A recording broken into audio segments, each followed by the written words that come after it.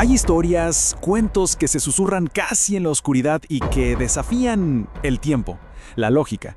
Hoy nos vamos a adentrar en uno de los relatos más antiguos y, la verdad, más escalofriantes de Norteamérica, la colonia perdida de Roanoke. Esa es la pregunta.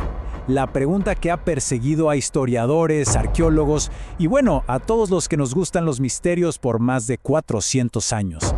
115 personas, hombres, mujeres y niños, que simplemente se desvanecieron. O sea, ¿cómo es posible?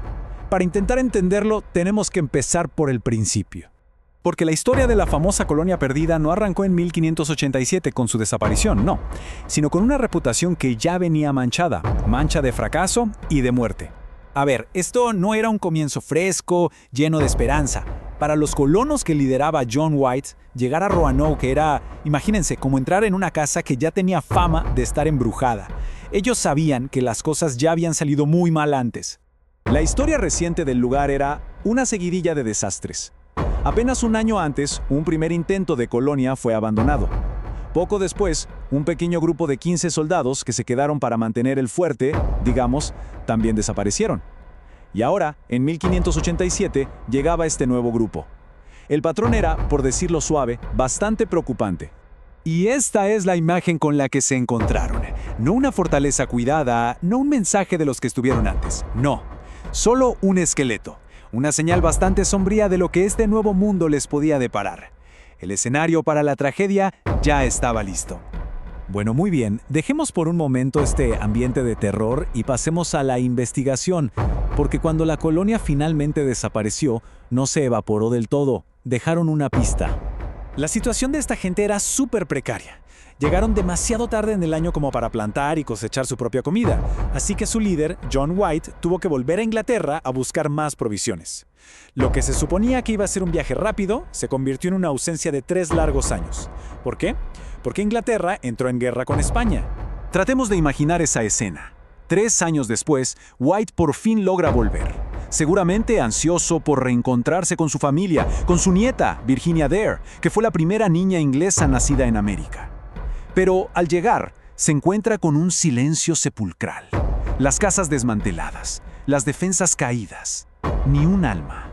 Y entonces lo ve, grabada en un poste, una sola palabra, Croatoan.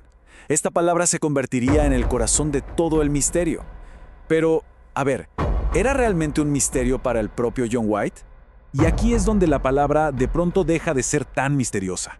White les había dejado instrucciones clarísimas. Si se tenían que ir, debían tallar su destino en un árbol o un poste.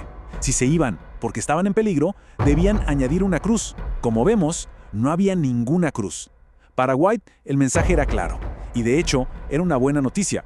Su interpretación fue totalmente lógica. Los colonos se habían mudado a la isla cercana de Croatoan, que era el hogar de un grupo nativo con el que tenían buena relación. No entró en pánico, al contrario, sintió alivio, pero el destino, como siempre, tenía otros planes. Una tormenta terrible impidió que sus barcos pudieran navegar hasta allí para buscarlos y nunca más consiguió el dinero para volver. La respuesta estaba literalmente a la vista, pero fuera de su alcance. Entonces, a ver, si John White tenía una idea bastante clara de lo que pasó, ¿por qué nosotros seguimos hablando de un misterio? Vamos a analizar las teorías que manejan los investigadores hoy en día. La mayoría de los expertos hoy se inclinan por 2 posibilidades. O bien fueron aniquilados por algún grupo nativo hostil, algo que, bueno, pasaba. O, y esta es la teoría que tiene más fuerza, simplemente se unieron a una tribu amiga, como los Croatoan. Se habrían integrado, mezclado y asimilado para poder sobrevivir. Pero aquí está el detalle. El pequeño gran detalle que mantiene viva la intriga. A pesar de la lógica de White, la arqueología nunca ha encontrado pruebas definitivas de que esos 115 colonos se establecieron en la isla de Croatoan. No hay restos de sus casas, ni de sus herramientas, ni de sus cuerpos. Y esa ausencia de pruebas es el vacío que la leyenda ha llenado durante siglos. Y esto nos lleva al punto central de todo este análisis. ¿Y si el gran misterio de la colonia perdida es, en realidad, que nunca hubo tal misterio? Esta frase del arqueólogo Charles Ewen es reveladora. Lo que sugiere es que esta idea de Roanoke como un enigma sobrenatural es una invención mucho más reciente. Durante siglos no se vio como algo particularmente extraño. El punto crucial es este.